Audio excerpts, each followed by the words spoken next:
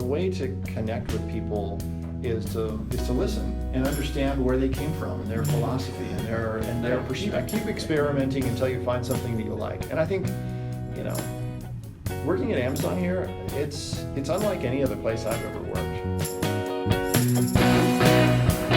What up, peeps, and welcome to a Finance Guy podcast, a show for all genders and species about bringing some humanity and a bit of fun to the world of finance and tech and leaving you with a little something that can help you on your way. All right, please enjoy. Thanks. Hi, my name is Charlie Kunkin, and today Sid Doty, my co-host, and I interview Jim Footh, a real estate dev guy here in AWS Infrastructure. Today, Jim takes us on an entrepreneurial ride from paper routes to Paris and explains why a weekend cruise involves driving his car into a lake. Without further ado, please enjoy the show. All right, welcome to another episode of Finance Guys TV and the Finance Guys podcast. Today, we've got a special guest, Mr. Jim Footh, joining us. Jim, welcome to the show. Greetings. Thank you. Welcome, Jim. Our pleasure. We're going to start by reading a quick bio just to set the stage, and then we're going to jump into it. So Jim Footh is, he was born here in Seattle, and he got his BS in Business and Communications from the University of Washington, true-blooded Seattleite. He began his real estate career at CBRE, where he became a managing director the first 3 years in Paris, France, followed by 5 more years with CBRE back in Seattle. In 2009, he made the move to Jones Lang LaSalle, where he worked for 2 years as senior vice president, followed by 3 years as the director of solutions development at Johnson Controls. And then in 2014, he made the jump to Amazon Web Services, where he currently serves as the managing principal for real estate acquisitions and development for EMEA and APAC. And Jim, once again, thanks for joining us on the show. Happy to be here. Yeah. So Jim, we understand that you live on Bainbridge Island. That's correct. So for people who are who don't live in Seattle, Bainbridge Island is like a 45-minute ferry away from downtown Seattle. Yep. So what is the story behind it? How do you land in Bainbridge? Land in Bainbridge Island? Well, and what's it like there, Sure. So, I grew up in Seattle, and it's actually, this is a real quick story, but when my wife and I got married, we were living in a duplex that I owned up on the top of Queen Anne, and half of the duplex. And then we were married, and we had our first child, and we were like, okay, it's time to get a real house. And at the time, this was 1998, the real estate market, the residential real estate market was kind of on fire, and what we could afford in Seattle was just a dump. And we had some friends who lived over in Bainbridge Island, and they said, come check it out. We went over there, and you could buy a lot bigger house at the time, because it was more of a vacation place, not like, I never considered like people actually lived there. But so at the time, we saw a house we liked, we put an offer on it, and they accepted it, and we were like, damn, are we going to do this? And we did, and that was in 1998, so 21 years ago. Oh man, that's pretty cool. And it's kind of grown up. It's actually a 35-minute crossing. It's about an hour door to door from here. Yeah. But there's a lot of it's kind of a lot of young families live over there. It's not a great place for people who are single. There's not much of a kind of a nightlife. Kind of, you meet people through sports and kids and that kind of stuff. So it's a good place. Yeah, I think for people not in Seattle, it's like the romantic, like taking a boat to work thing is just totally unique to the city. Very much so. And I think my mom secretly wanted me to like somehow take a ferry to work when I moved here. That's like her vision, but she's happy with us now. But so where did you grow up in Seattle? Was it over the bridge, or was it on the east side, or was No, I grew up in Seattle in a neighborhood called Laurelhurst. Oh, okay. Yeah. Gotcha. And you went and got your BS at the University of Washington. Yep. Before that, though, what were you like as a kid? What was growing up around Seattle like for you? Growing up around Seattle, it was, Seattle was a great place to grow up. I mean, it's changed massively since that time. Like down in South Lake Union, it was just kind of this light industrial, kind of dumpy part of town, and it's just like a whole different thing. I was just kind of like a normal kid, into kind of sports and paper route and all the basic stuff, right? Oh yeah. You had a proper paper route, like throwing getting full newspapers on. out of the bag and all that. Yeah. Actually, I read an article the other day about kids paper routes, and there's a lot of responsibility having paper route. When you're like 12 years old or something like that. Yeah. Going, delivering, and collecting the money and stuff. So. Were you entrepreneurial, or did your parents kind of push you towards that, or?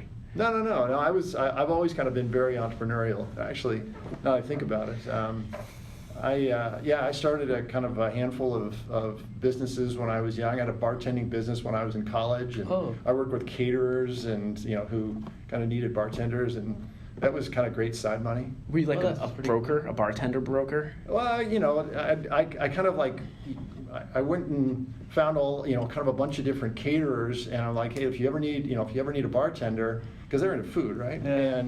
And it happened, so I had like a full schedule that, every weekend, like, Friday, Saturday nights, You were bartending. I was bartending. Yeah. I'd go into people's homes and bartend. That's awesome. It was a good deal. I had a car detailing business at one point when I was in high school. Oh, wow. Oh, wow. So, anyway. And were you a car, like a mechanical kind of oriented guy, or? I've been I'm pretty hands-on, mechanically oriented. Yeah. Yeah. So it's, that's kind of part of my DNA. Got it. Do you love vintage cars and something like that?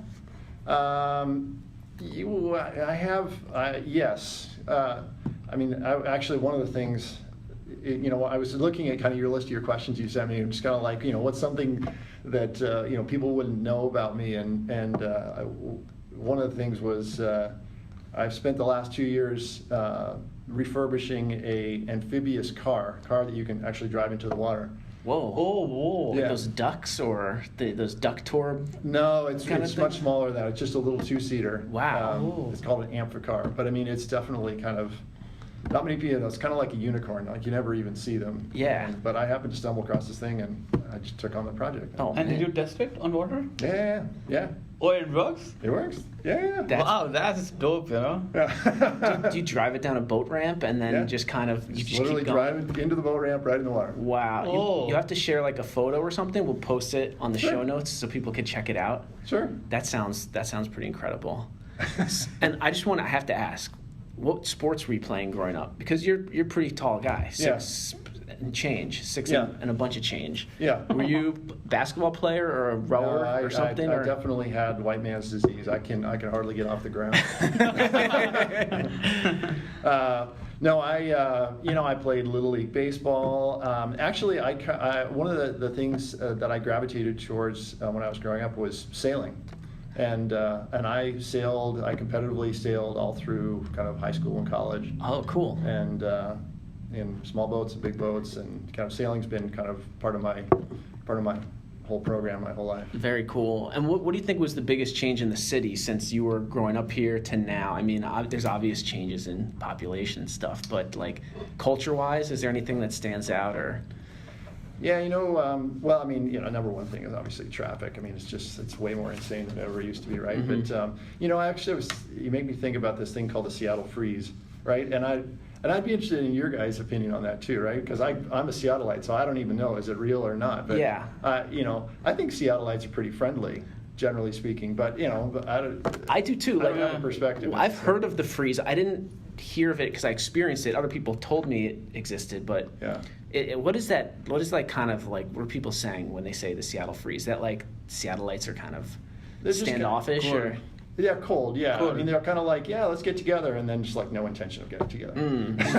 But I have had a few friends in finance who have grown up in Seattle. I found them to be pretty friendly, I'm glad to hear it. I Yeah. think my impression of Seattle people is they want to see that you have some respect for the city and that you come in and kind of like, I found that they're pretty happy for you to come and enjoy what Seattle has to offer, but not to kind of steamroll. And if you come in and kind of have some respect for the environment and for the for the culture of the city, and you can add to it, I think that people have been very receptive to me. I've just kind of come in and I'm the typical moved because of Amazon, got a job here, and then I don't know. Seattle freeze is sort of like a urban legend, I think. Yeah, good. Yeah. I think personally, I think Seattle has there's so much to do here, Mhm. and I love it when people take advantage of all that Seattle has to offer. No city is perfect, right? I mean, our weather stinks in January and February. If you can kind of grind out the winter, the rest of the year is pretty nice. Pretty awesome. Yeah, absolutely. If I was making a Sim City, that video game, it would look very similar to Seattle. Right. You got like few major sports teams, no NBA yet, but then you got some mountains. We used to have an NBA team. Yeah. I feel like it'll have to come back. The city's too big of a market to not have that eventually. Yeah, I agree. But so when you were going into like at UW, what was your thought process? Business communication? Were you sure of what you wanted to do, or was that just No. I've always kind of been entrepreneurial, and so when I was going through college, and this is kind of what I told my kids is, if you have a vision of kind of what you want to do, great, God bless you. If you don't, that's perfectly fine, and that's really what college and university is about, right? Mm-hmm. And go, your first 2 years. My son wants to go into business. I'm like, okay, great. Take some business classes. If it gels and you kind of love it, hallelujah. God bless you. If you don't, fine. Do something. Find out what you like. So spend your first couple of years trying to, take a different array of classes and see which ones you kind of like and don't like, and then maybe you can kind of narrow your focus and figure it out. Yeah. So no, I was definitely, and that was kind of the way I was. I really didn't. I've always kind of been entrepreneurial and kind of a hustler. Yeah. But I didn't, as far as kind of like what I ultimately wanted to do, I kind of gravitated towards real estate, after I got out of college. Yeah. And honestly, I didn't feel a whole lot of pressure from my family or anybody else to kind of figure it out early, where I think my guess is a lot of people are kind of feel that pressure. I think so. So what was your first job then, after college? Was it first job? It was there used to be a store called Egghead Discount Software, and it's so this is right when software was kind of becoming a big deal, and the Bill Gates sort of a time, Yeah, very much so. Yeah, very much so. It was right around the time when Microsoft was just kind of taking off and what have you. And this is the time when software was sold in stores on discs. And so you would literally, and there was just tons of retail stores where you could go in and you could shop for software. The internet wasn't a thing yet, right? And so. I went to work in their marketing department. I thought marketing would be kind of cool. Yeah. I hated it, and I lasted 6 months. And 6 months, I kind of like. Okay, 6 months. Of course, I was thinking about my resume, right? And I didn't want to be, just, leave a job after like 2 months. And so I kind of grinded out 6 months, and I'm like, I'm out. Yeah. And then I kind of took some time to kind of think what I wanted to do, and then I had some friends who kind of were in the real estate world, and so I kind of began thinking about that and started talking to people, and ultimately landed a job doing real estate.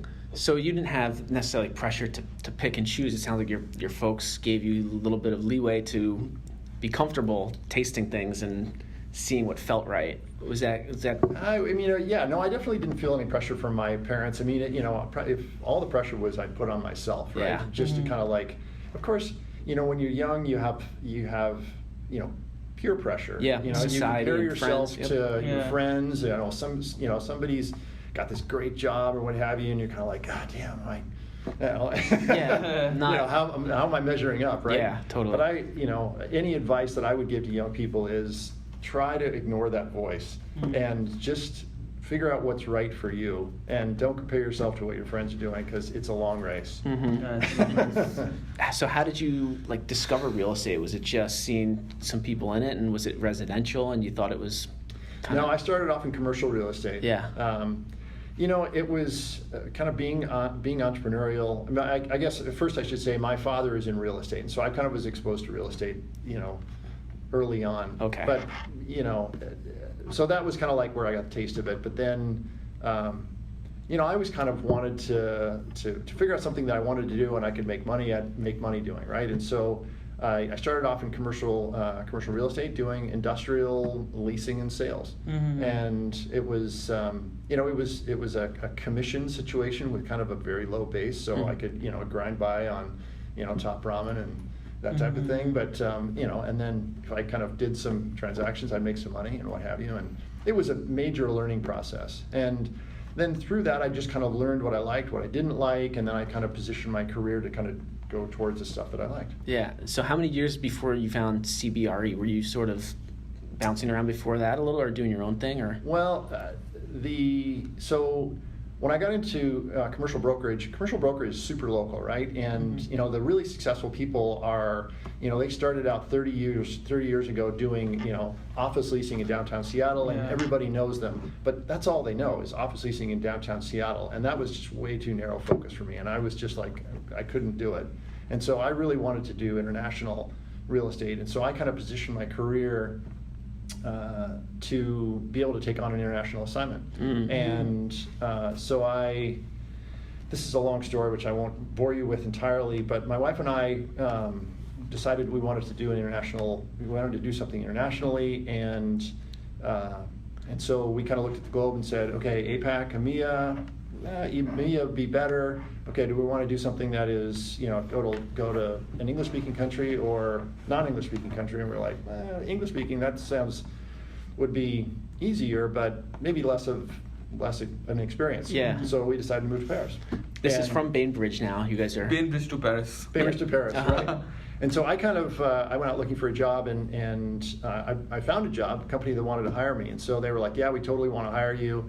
And so, it was full steam ahead.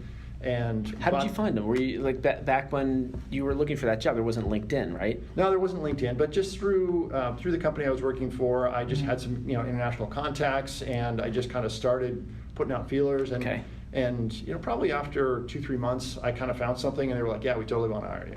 And so while I'm kind of going through the contract negotiations with them, they're like, okay, come on over on the 1st of August, and so we bought the tickets, we rented our house, and so on. And literally 2 weeks before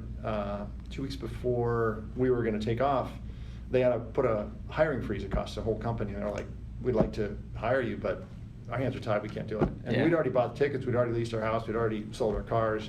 We were like, crap, now what do we do? And it was kind of came down to a decision, do we stay or do we go, right? And we just risk it. And so we decided to go without a job. Love it. 2 kids, 1 and 3. All you on the plane. All of us on the plane. Oh, wow. And we were kind of like, okay, if it works out, great. If it doesn't work out, we'll come back with our tails tucked, between our legs, and 6 months later, and we'll burn through some cash, and get a job, and life goes on. And I ultimately landed a job, and we were there for 3 years. Yeah. So CBRE at that point of time would not be like such a big player right now. Right now CBRE is a very big player. Was it? CBRE was a good-sized player. Actually, I went to work for a company called Insignia Richard Ellis, who was then acquired by CB Richard Ellis in 2003. And so I kind of became a CB Richard Ellis guy through that acquisition. But part of CB Richard Ellis, they had a lot of companies outsource their real estate to a service provider like a CB Richard Ellis, and the CBRE had the AT&T account, and the guy who was kind of running the AT&T account wasn't doing as good a job as they would have liked, and they needed somebody more senior to come in and kind of right the ship, and because CBRE wanted to kind of keep the account, and I just happened to be in the right place in the right time. Hired me. I was able to live in Paris, work out of the AT&T Paris headquarters, and pretty cool. Yeah. There's 2 things I want to come back to the CBRE thing, but just the move to Paris is really interesting, because I'm curious, like, what the way that you assessed kind of the situation when they couldn't hire you, but you had the plane tickets and you went anyway. And I think some people would see this with kids as yeah. Whereas I feel like I'm picking up from you that like the value proposition was like it would have been a bigger risk not to go and not to try. Was it a difficult decition, or was it? It was. I'll never forget that dinner. Yeah. My wife and I went out to dinner, and we were like, shit, what do we do? Do you remember where you were, like around the city or Bainbridge? Oh yeah, we were on Bainbridge Island. I'll never forget the restaurant. I know exactly where we were sitting. The public house? It actually was at the pub. Get out. It was at the pub. It was sitting outside at the pub, and we were just like, what do we do? And how did you guys ultimately fall towards? It was just this. It was like, it came down to do we stay or do we go, right? Yeah. And what's the worst that could happen? What's the worst that could happen? We had a couple, we had a few bucks in the pocket. We could afford to kind of burn through some cash if it didn't work out. Yeah. And, I had marketable skills, so if it didn't work out, we'd come back and, find a job and, recoup, and life goes on. Yeah.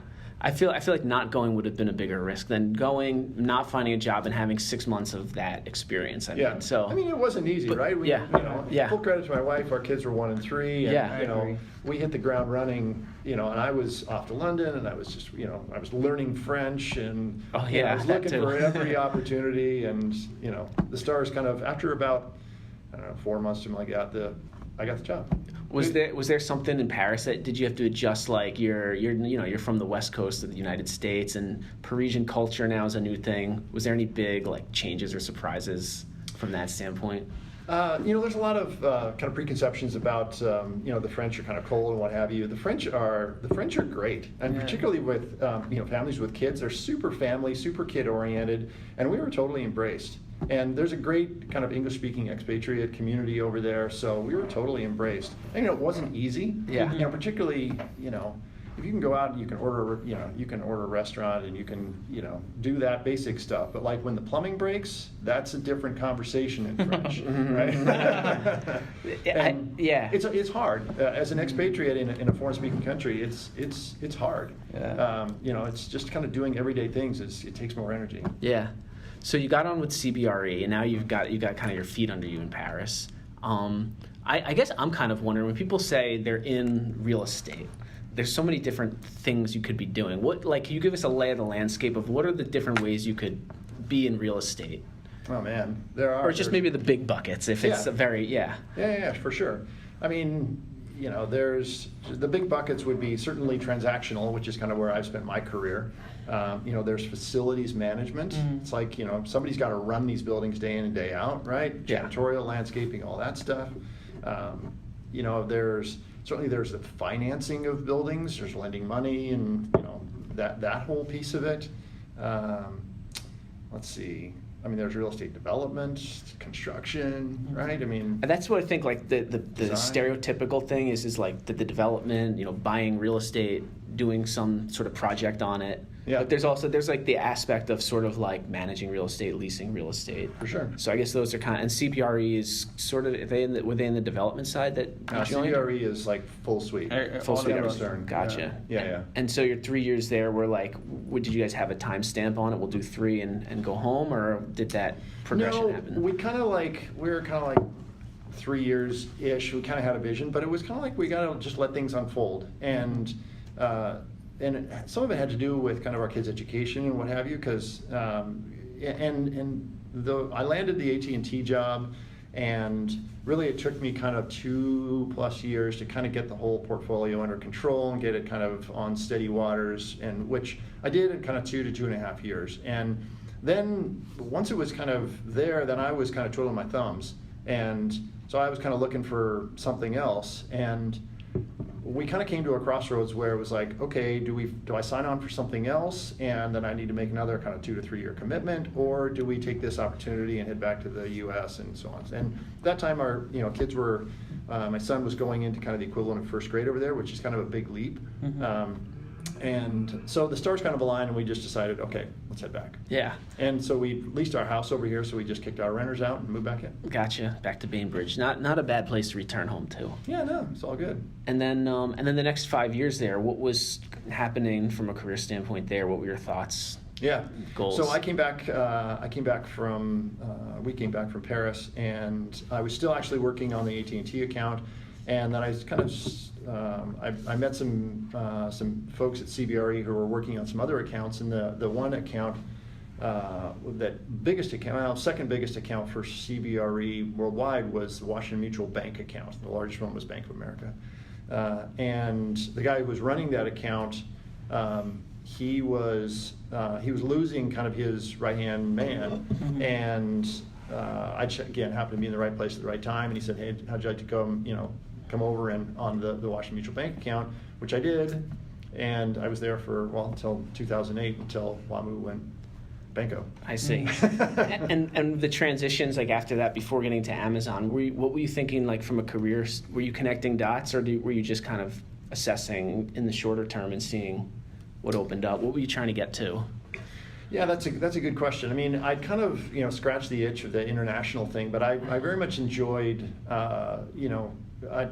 the kind of a broader mix of things to do from a geography standpoint. So after I left CBRE in 2008, I actually took like 4 or 5 months off and kind of reassessed what I wanted to do, and then I had an opportunity to start up the capital markets practice for Jones Lang LaSalle here in the Seattle area, and I did that for a couple of years, and then that kind of petered out for a variety of reasons. I won't go into the long story, but that kind of petered out, and then the Jones Lang LaSalle opportunity, or I'm sorry, the Johnson Controls opportunity came up, and I was kind of like, again, my philosophy was, I wasn't at that point. I really wasn't, kind of trying to make make career choices based on where I was trying to get to. Yeah. It was just kind of like the opportunities, kind of came in front of me, and it just seemed like a decent career progression. So it wasn't any kind of master plan. Yeah. Yeah. At that point, I mean, truthfully. And then ultimately, so I was with Johnson Controls for 2-3 years, and then they ultimately sold their kind of biggest line of business to CB Richard Ellis, and I really didn't want to go back to work for CB Richard Ellis, and then Amazon was really kind of really gaining steam here locally, and I had some relationships here, and ultimately landed here in 2014. Yeah. So in this entire journey, because you worked across real estate, so did you ever starting something on your own? Well, I've always kind of had little side projects of my own. Okay. But you kind of gotta marry that with your day job. Yeah. Right. And it definitely has occurred to me to do that. But kind of look for those crossroads and kind of decide, okay, is this the right time, and what have you, and so I never. It definitely crossed my mind to kind of do something on my own, but I never really kind of got to that point where it was like, okay, I was willing to do that. I mean, and just kind of like bail out on and do it. But it definitely crossed my mind. So what were you thinking about when you joined Amazon? What was attractive about it? I mean, there's obviously it was getting big, but what was attractive about it, and what surprised you when you got here? Well, it's certainly the international kind of focus of Amazon is kind of what attracted me, and really the one thing that I probably learned and have come to love the most about working at Amazon is really the entrepreneurial DNA of the company. I mean, I don't know how many hundreds of thousands of employees, but that kind of entrepreneurial spirit is part of the DNA of the company, and we're not afraid to kind of swing for the fences on a daily basis, right? And we hold one another accountable, but speed matters and all that stuff. But day in and day out, everybody's prepared to swing for the fences. Yeah. And that just doesn't happen in other companies. Yeah. Were you aware of the leadership principles and all that when you came, or did that come as a pleasant surprise, all of this culture that you're talking about? Yeah, no, I was aware of them, but it's only once you get here and you kind of see that they really drive decisions day in and day out that I kind of realize the impact.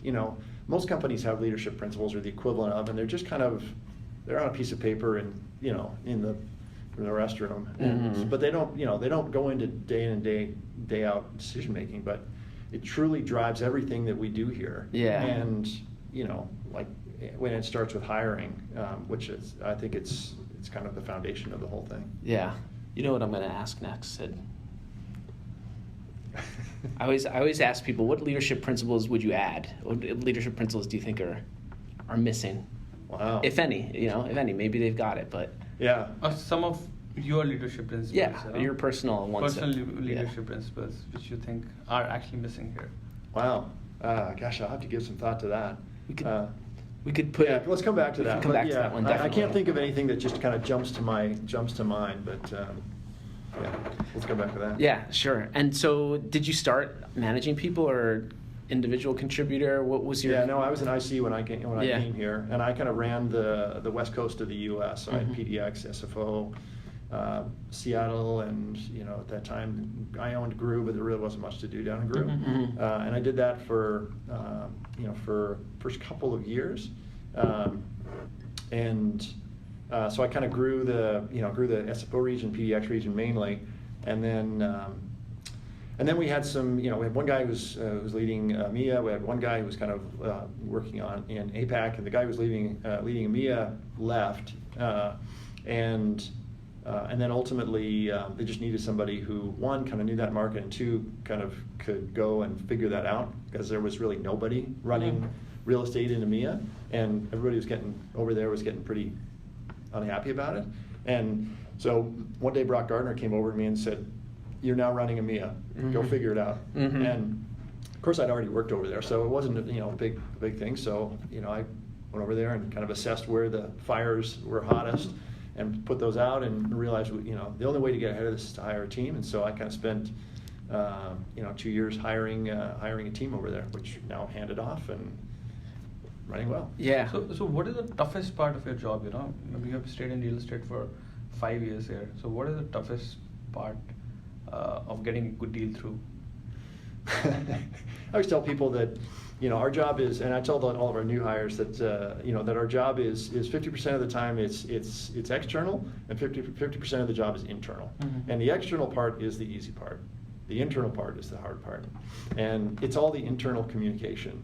And because doing real estate development of data centers is super complex. It is of all real estate types of development, retail, office, warehouse, what have you, it is the most complex type of real estate development. What makes it so?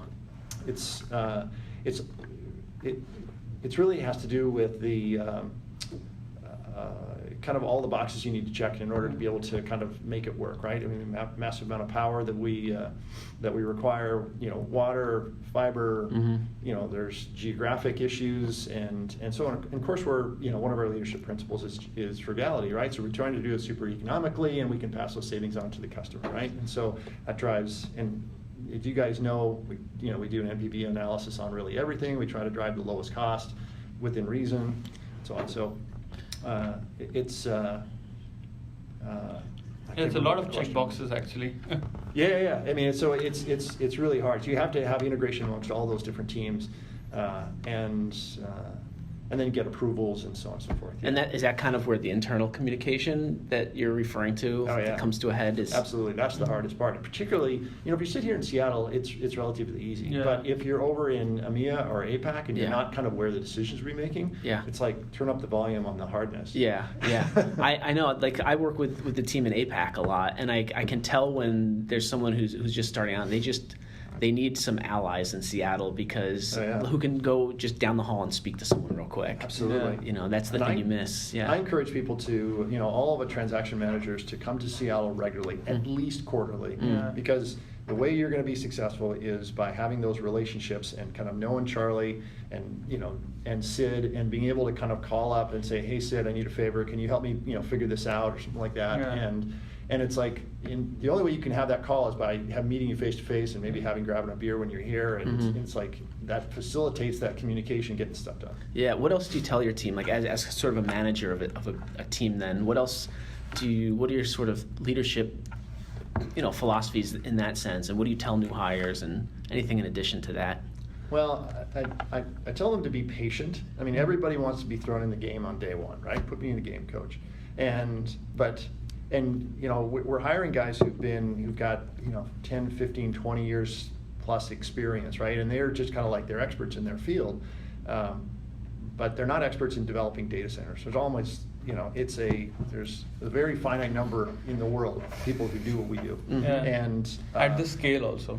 Certainly at the scale, and there's so much to learn from an engineering standpoint about power, water, fiber, and risk, and all these different things, right? And a lot of us have spent our lifetime doing this, but not doing data centers, and all the engineering and the utility requirements there's a lot to learn. Yeah. And so I just tell my guys, learn to be curious. That's the number one thing I want them to do. Learn to be curious, because the faster they get smarter about all the different things, finance and power and water and so on, the more value they're going to bring, and the easier their job is, and the quicker they're going to be able to get stuff done. So learn to be curious, and be patient. And so I think be patient is the leadership principle. That's a Jim philosophy. Yeah. What do you mean by be patient too? Is there? Can you elaborate on that one a little? sure, it's again, everybody wants to kind of be thrown in the game. Yeah. But it's you can go out and negotiate a fantastic real estate deal, but if you can't sell it internally and you can't communicate with the other teams, it's a disaster waiting to happen. So you've got to know about the fiber issues. You got to know about how we do power, and you got to know about how we kind of analyze stuff from a financial standpoint, and all the risk elements, and all that different stuff. So until you know about that, you're not going to be effective. And you can go out and find a site all day long, but that's just step one. Yeah. I actually, when I first start talking to someone who joins your team, like a new real estate partner, the first thing I'm doing in my head is I'm just reverse engineering the approval, the internal approval. Yeah, absolutely. And then I'll reverse all the way back to their due diligence. I think due diligence actually isn't necessarily the start. It's maybe like the physical start of the project, but on paper you sort of need to know how that's going to fall in the chain, who's going to need to buy in. Absolutely. Yeah. Yeah. And kind of socializing it, right? You don't want to get to a time when you put up an approval document and everybody's like, what's this? Right? That is just, it's failure. Yeah. And I think to Jim's point, communication is the key. You can have a very good deal on table, but you can screw it up if you're not telling the story right. Absolutely. Absolutely. Communication is, I'll tell you, if there's, I don't know if this is a leadership principle, but being good at communication, and it's not at different levels as well. And knowing, you got to know your stuff, but you got to be a good communicator and confirm that people understand what you say and what you mean by that, because that's, every time that there's like an escalation, it's the root cause is poor communication. I guarantee it. So Jim, tell me, like you have had a pretty remarkable career in real estate. So which is the toughest market you have ever worked in? Internationally, America. Which is the toughest market? Well, it's India's pretty hard. India's pretty hard. Every market has its own kind of unique issues, right? Switzerland is it's a country of mountains, right? And so it's got its unique challenges. And Italy, it just takes a long time to really do anything. And France takes a long time to do anything, and there's just like tons of regulations. And there's in India, there's the only way to get a deal done in India is to be there in person. And there's no way you can actually negotiate a real estate transaction from get a deal done if you're not there face to face. Yeah, I agree. So every country's and some countries are like Netherlands, super easy, right? They're like pro business people, right? They speak English just like an American does, and you can totally get things done quickly there. And so maybe this is always curious to me, like what happened to the real estate people in 2009? Was it a lot of fire in your space, because like leases people would be vacating out, and you were at JLL. So how was 2009 for you guys? Well, when the subprime crisis hit. Yeah. So that actually was kind of an interesting time in my career because I was working at Washington Mutual Bank, and they were like the first domino to fall after Lehman. Lehman. Yeah, exactly. And so it was kind of a run on the bank, and then they got taken over by J.P. Morgan Chase, and it was kind of a wild time. But yeah, the economy went to the tank, and it was. A lot of people, defaulted on mortgages, and had a huge ripple effect throughout the whole industry. And then it was just a very slow, gradual, kind of recovery. Yeah. I wanted to ask you about you talking about building your team. What about someone who's joining? What are you looking for? And somebody who's maybe looking to do real estate or do real estate at Amazon. What should they be thinking about? What are you looking for in candidates when you're hiring? That's a great question. And I've really spent the last 2.5 years finding really capable people. It's a combination of kind of that experience, but there's, you got to have kind of like the basic background of knowing how to do what you do, and it's being kind of one of the core principles I look for is kind of creativity and problem solving, right? I mean, what we do every day is not easy, and so we almost never find kind of the perfect situation where all the stars align. So, if we can get like 80% of the stars aligned and we have to figure out the last 20%, that's not a bad situation, right? So, but you got to be creative in trying to figure out how you kind of make the 20% work, right? And if you don't have that kind of creativity, then you're probably not a good fit, right? And then there's, as you guys know, there's kind of like what makes a good Amazonian, right? And some people are good fits, Amazonian type fits, and other people are just kind of like not. And so anyway, it's, I start out with just kind of looking for kind of senior folks, but then,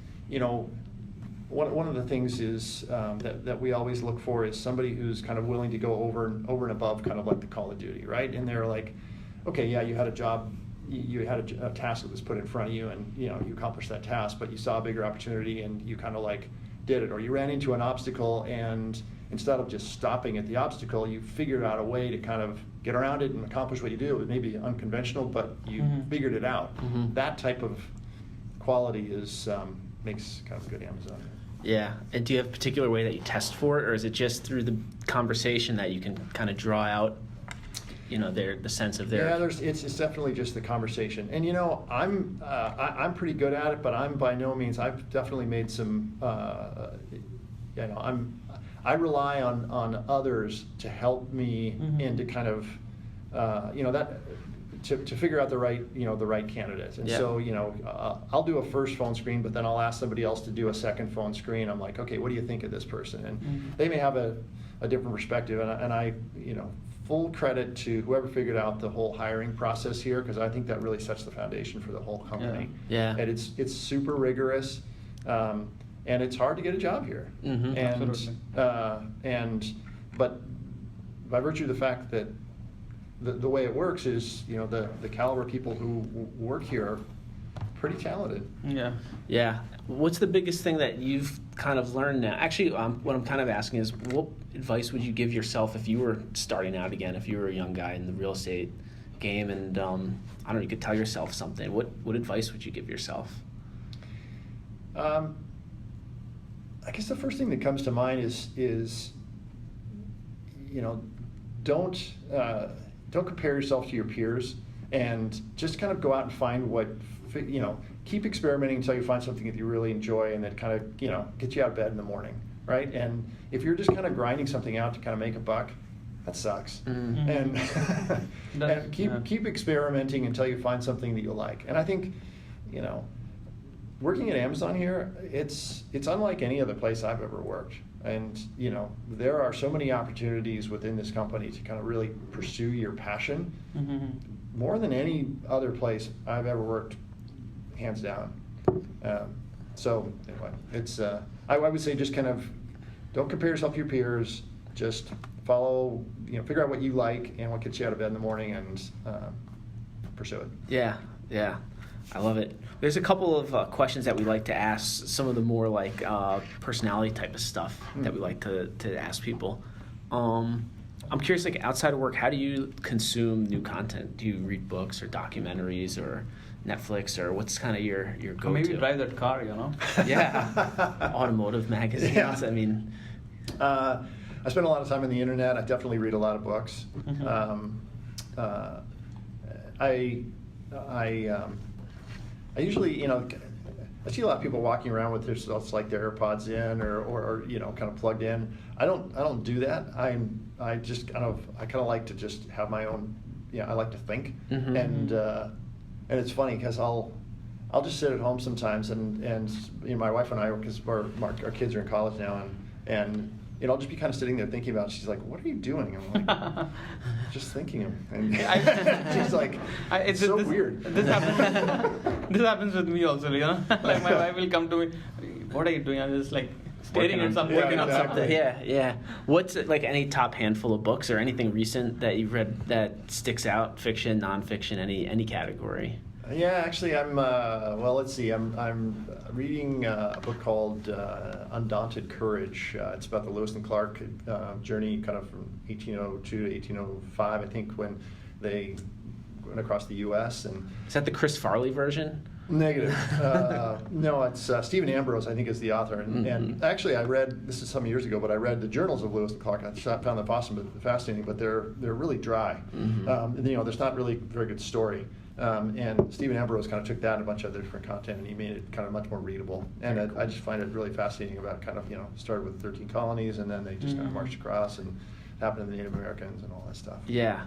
I can't imagine what it'd be like to go somewhere that's uncharted, because right now it's like, Google Maps. Oh, yeah. The pin is here. Yeah. But just go, west and see what pops up. That's, And the fact that, I mean, this is just stating the obvious here, but, the fact that you can get on a plane and you can literally fly around the world, and, and I've done that, like, in the last year. I've, like, literally gone from here to Japan to Singapore to, Mumbai to Paris to back to Seattle, and it's just like, wow.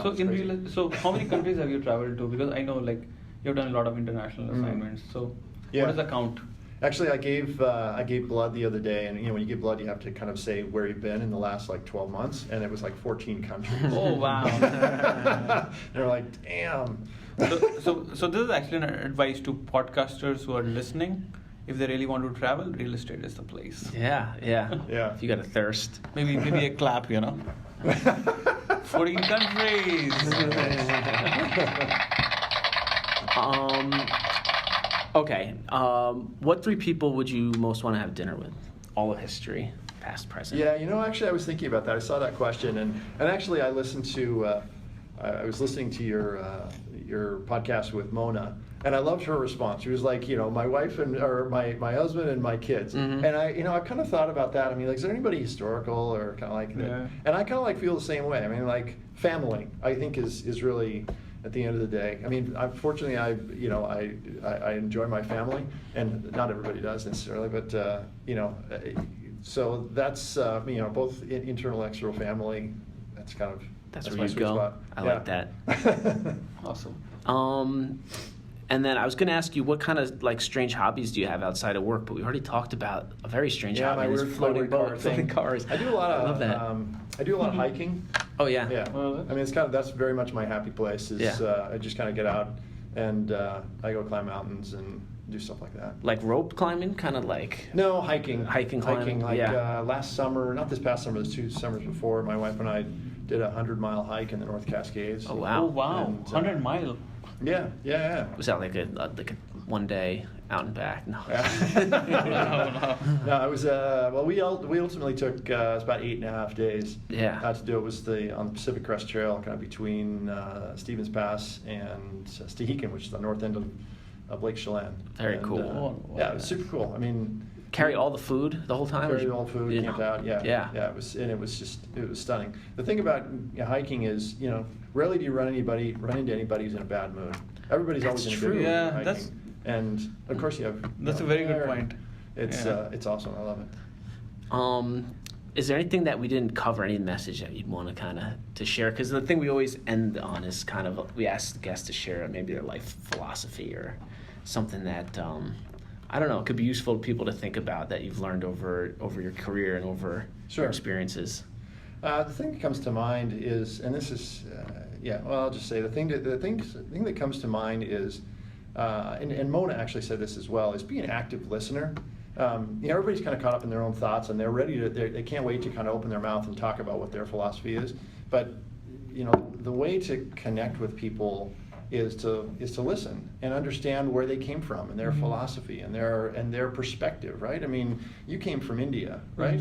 And your upbringing and so on is totally valuable, and it's where you came from, and you got to respect that. And I want to hear your story, and then ultimately we can kind of form a bond. Yeah. And whether we're working on or what have you, and so be an active listener. Shut your mouth is probably is probably kind of where I start, and just kind of understand where people are coming from, and don't be so fast to kind of Come to a conclusion. Either come to a conclusion or kind of impose your worldview on somebody else, Yeah. and I think that's, everybody has their own story, and until you kind of know what their story is, it's hard to kind of. Yeah, and I've seen Jim. Like I've been working with Jim for the past 1 year, I suppose, and I've seen him practice this a lot. Like I'll bring an Indian perspective about some deals, and he'll be very, like he'll be amenable to those thoughts, and like he'll think about it. So I think, yeah, I agree. I completely agree with that. Yeah. I like it. I think that's a great place to maybe end on for this. And patience, active listening, being curious, There you go. and Sid will vouch. It's the real deal. So, Yeah, man. but yeah, no, Jim, thanks for coming on. Thanks a lot. Thanks for having me. And It's been awesome. Yeah, it's a pleasure. Pretty Definitely. cool.